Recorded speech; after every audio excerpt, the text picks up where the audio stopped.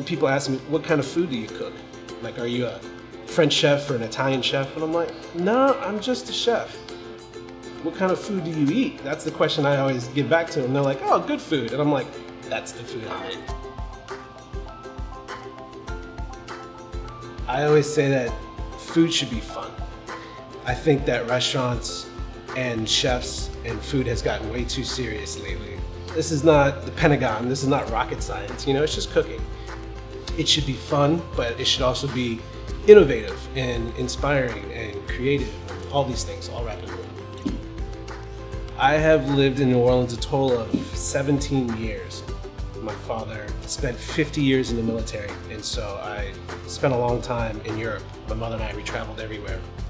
New Orleans is one of those cities that is so special. It's very unique. It's where music, food, hospitality, culture, soul, everything just collides like a meteor into this one little space. I mean, we're one of the only cities in the entire country that has its own distinct cuisine. The food and the history goes back so many generations.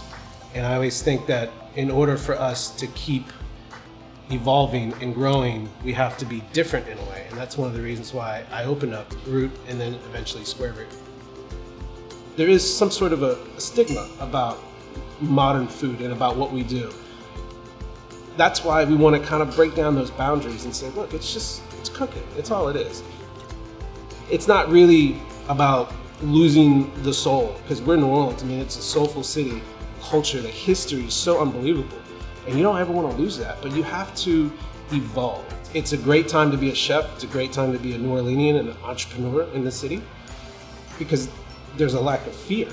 We as chefs, we have to be inspired by everything. I tell my guys here in the kitchen that you have to find inspiration not only within these four walls, but also from outside in the real world. Whether it's a conversation with somebody, whether it's a smell, a color, a sight, it is an art form.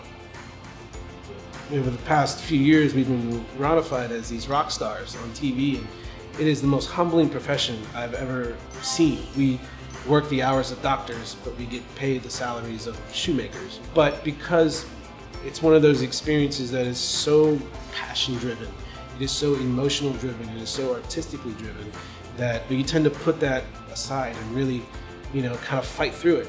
I never regret, because you can't. You know, it makes you who you are.